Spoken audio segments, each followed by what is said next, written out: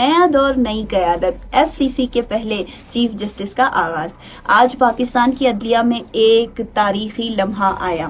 اسلام آباد میں منعقدہ ایک شاندار تقریب میں جسٹس امین الدین خان نے آئینی عدالت کے خلاف چیف جسٹس کے طور پر اپنے عہدے کا حلف اٹھایا۔ صدر پاکستان آصف علی زرداری نے انہیں حلف دلایا اور اس موقع پر وزیر اعظم، چیف جسٹس پاکستان اور دیگر اعلیٰ سول و عسکری حکام بھی موجود تھے۔ یہ لمحہ محض ایک رسمی تقریب نہیں بلکہ عدلیہ کے لیے ایک نئی دور کی شروعات ہے۔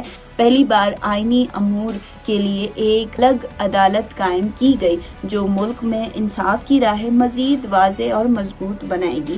جسٹس امین الدین خان کا تجربہ، ان کی لگن اور انصاف کی خدمت کا جذبہ اس نئے سفر کو کامیابی کی راہ پر لے جائے گا۔ آج کا دن ہمیں یہ یاد دلاتا ہے جب قیادت، علم، وقار مل جائے تو ایک مضبوط اور شفاف عدلیہ ممکن ہے۔